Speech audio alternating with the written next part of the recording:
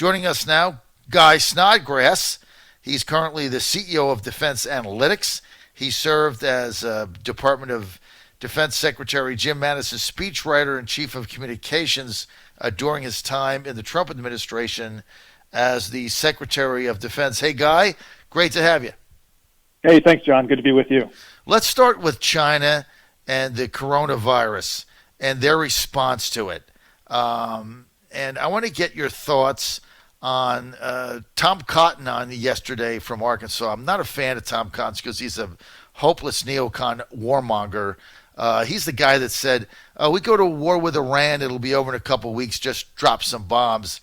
That was had to be the most moronic statement from a U.S. senator I've ever heard. They're a 2,000-year-old Persian civilization. The guy's an idiot. Having said that, I'm not a fan of his. Having said that, though, he was on yesterday saying that the Chinese have not been forthcoming in this virus. It's now at pandemic stages. What say you? Yeah, I think there is an element of truth in that China has not been fully forthcoming. We've seen the numbers be revised upward. There was a day last week, if you'll recall, where they had been trucking along at around 1,500 to 2,000 new cases a day, and then they said, we've changed how we've looked at this. Today we had 15,000 new cases. So, obviously they are in the response mode, trying to not only contain the coronavirus and try to help their own population, but I think that there needs to be a little bit more transparency as they share with the world what's really going on in their country so that we can take appropriate efforts to make sure that, in our case, we take care of Americans and other countries can make sure that they're protecting their borders against the coronavirus. How far do you think this is going to go, Guy? It's hard to tell because you can say one thing. China did go to some extraordinary lengths to try to contain the coronavirus.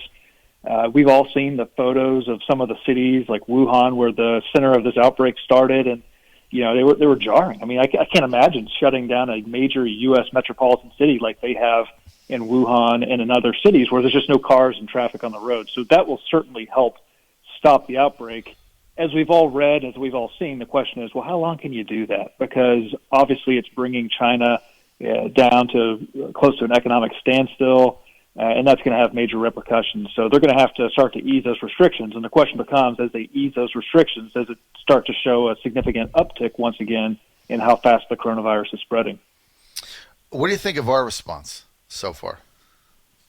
I think our response has been appropriate. I think it's been done well. We've seen as the Trump administration, as the Department of State and others, Department of Defense even, has helped with some of the quarantine efforts. So the ability to go and help get our U.S. and American citizens out of those countries where they might be at elevated risk, you bring them home, you quarantine them. If someone has been identified with the virus, you take the appropriate measures so that they get the best care they can. But other than that, I mean, making sure that we're keeping this off of our shores is the most important thing. And the response here has been very quick from the administration. I remember I was actually in the United States Navy for 20 years as a fighter pilot. I was stationed overseas in Japan back in 2013 when you had that nuclear disaster.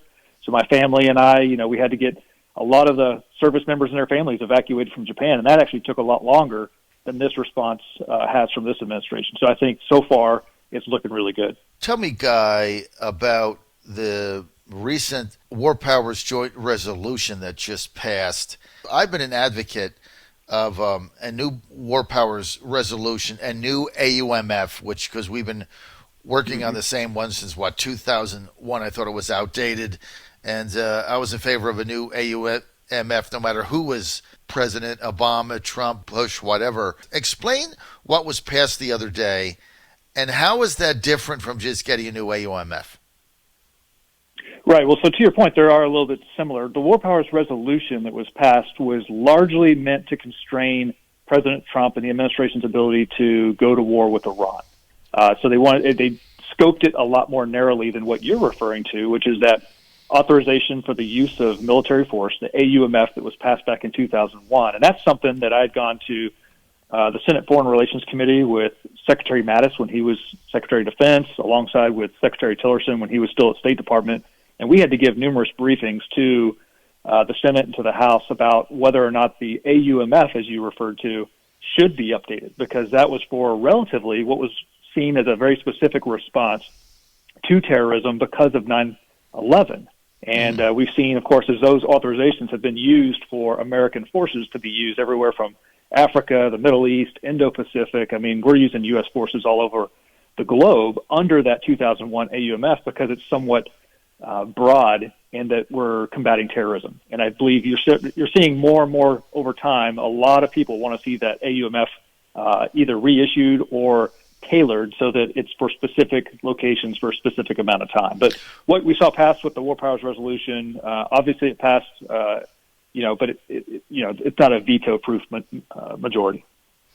All right, so I guess what was the point of doing that instead of just getting a new AUMF, Guy? Well, I think largely it's going to be how much support can you get for politically. To be able to say on the heels of the General Qasem Soleimani killing, there was a lot of surprise and shock expressed on both sides of the aisle in Congress.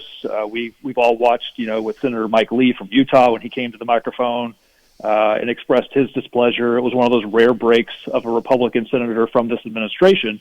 And, to be able to pass that War Powers Resolution tailored towards conflict with Iran, a lot easier than to say, let's go after the entire AUMF that covers all of military operations around the globe. Now, this was all as a result of Trump's decision to take out Soleimani, right? I mean, that's what spurred this whole thing. But had this passed a month ago, this wouldn't have constrained the president from making that particular decision, right, Guy? Well, to your point, it's constraining after the fact. So the takedown of General Soleimani, then they've passed this to prevent the president from escalating a conflict with Iran, to your points in the opening of our segment. If you go back, you're right. I mean, with the AUMF, if the administration sees a terror-related issue that they need to deal with, they have the authorization to actually take that individual out, to conduct a strike that should be surgical in nature, to remove that threat from the chessboard. So I'm not sure, to your point, I don't think that having passed this a month earlier would have made a difference, but to be fair, it was actually put in place as a response to the Soleimani strike. Right, as a response, but not necessarily Guy would have done anything about it at the time had it been passed a month ago. We're with Guy Snodgrass. He's a former aide to Defense Secretary Jim Mattis in the Trump administration. He was also a 20-year veteran, U.S. Navy commander, and now he's the CEO of Defense Analytics. Guy, let's go to Iran. Where do we go from here with them, in your judgment? Yeah, I think we're going to see somewhat of a reset. Iran is, despite their, protests to the contrary, they've been under siege for a number of years now. The Trump administration's maximum pressure campaign, just like we've been doing with North Korea, has had a real effect on their economy. And it was a pretty weak response to launch the 24 missiles. They obviously did not have any kinetic effect, although we have learned, of course, that there were over 100 service members who had suffered some traumatic brain injuries from the shock blast. It was a very, very measured response from Iran, and so that allowed us to de-escalate. And unless Iran takes another significant step, then I think that you're going to see this continuing cooling of the conflict, and that's going to give President Trump and the administration the ability to potentially drive them back to the table for additional negotiations. And what do you see in those negotiations? Like when you worked for Mattis, what did Mattis want? Well, I mean, Mattis was very unequivocal. He wanted us to remain in the nuclear deal with Iran. He famously had gone to the U.S. Senate, and when he was asked that question by Senator Angus King from Maine, who's an independent, had asked him, should we have left this deal? Do you agree with President Trump's decision to leave? And Mattis said no. Not because he wanted to get cross-wired with Trump, but because he said when America gives her word, she should stick by it. Mm-hmm. And that was his long-standing position, was that we had an existing deal. It was a flawed deal, but at the same time, we've given our word. We should stick by it. And it gave us a pathway to actually see Iran denuclearize, or at least stop pursuing nuclear weapons within their country. All right, Guy, hang in there. I'm going to go to a quick word from our sponsors. We're with Guy Snodgrass, former Chief Aide, Defense Secretary Jim Mattis, Mad Dog Mattis, 20-year U.S. Navy commander. Okay, got him back with Guy Snodgrass, former aide Mattis, U.S. Navy Commander, CEO, Defense Analytics. So, Guy, let's get to Iran. We're out of the nuclear deal, right? We're never getting back into that. The sanctions are strangling their economy. They have a water shortage. They have 10% unemployment. They've had riots in the streets. Where does the U.S. policy go from here in your judgment? Yeah, I think if you want to see a resolution between the United States and Iran, whether it's their nuclear program or just ultimately thawing that long-standing chill, it's going to require President Trump to do something like he did with Kim Jong-un of North Korea, right? To basically say, we have imposed a lot of costs on you. We've ramped this up. We've shown you that we can impose these restrictions on you. You know what? Hey, I'm a guy who likes to negotiate. I want to get to a good deal, not only for America but for Iran. Let's have a summit. Let's meet. Let's talk. That's about the only window you've got, because of course the United States and Iran have been talking for years. We talked throughout the entirety of the Obama administration. Didn't see many fruits from those labors other than that nuclear deal. And so I think with the General Soleimani strike, what was interesting is that Iran did not elect to have a significant response. I mean, it showed President Trump saying, we have the strength and the might to impose costs on you. We did so. What are you going to do about it? And he said, we're really not going to do much. So I think you've got them to a good place where you could actually begin some fulsome negotiations, and that could help thaw out these longstanding tensions in the Middle East. And of course, that's something that President Trump has said all along he wants to do, is to get to some better resolution in the Middle East and the Indo-Pacific, so you can start bringing some of our service members back home as opposed to having them arrayed throughout the Middle East. No, absolutely. And the president has said he's willing to talk with them and meet with them at any time in order to forward a dialogue to get peace there. So I doubt they'll meet with him. I doubt Khomeini or any of their leaders will meet with the president. But certainly, as you said, Guy, he's extended the opportunity to do that. Let's get to the Yemeni war, which has gone off everybody's radar screen because it's not sexy, it's not interesting, it's not salacious, it's not Ukraine, it's not Biden, it's not Hunter Biden, it's not impeachment. It's just we continue to supply the Saudis in this war in Yemen. Why the hell are we still involved in this?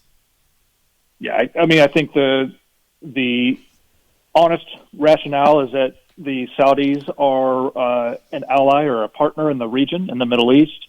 They've supported U.S. Military efforts overseas. They're a large purchaser of military equipment and other things from America.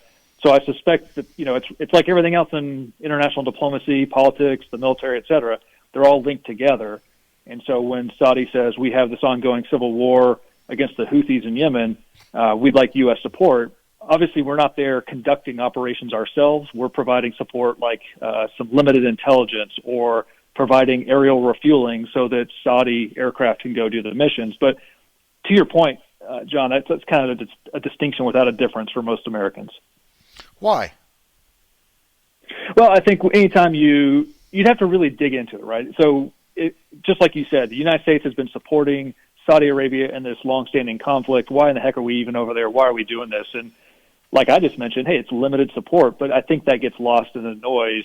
And to your point, I mean, there was just a report that came out over the weekend about yet another strike in Yemen that had killed around 30 civilians. So it's something that's very tough to be linked with and tied into and say, hey, we're just providing non-military support. We're only providing fuel, but that fuel is still a part of this conflict. So where this goes from here, yeah, go ahead. Good Guy. I've only got a minute. I totally get where you're coming from, right?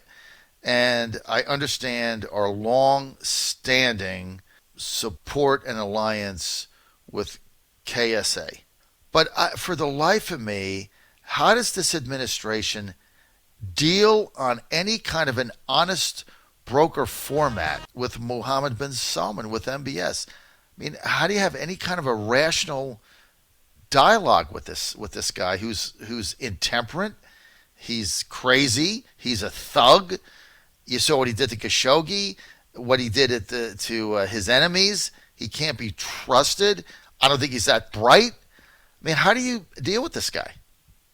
Look, I mean, the reality is when you you're Saudi Arabia, you're Iran, you're any nation around the world, if you're the de facto leader, and MBS, as you mentioned, is seen as the de facto leader for Saudi Arabia, then by default, you're going to deal with them. And that's someone that Jared Kushner, the close presidential advisor, he's been talking with MBS a lot. The administration has. I mean, until there's a different ruler or a different leader, then that's just the person you have to deal with. And when they're a very large country with a lot of purchasing power, they have a lot of sway in the Middle East, and that's going to give them the ability to say, you need to work with us.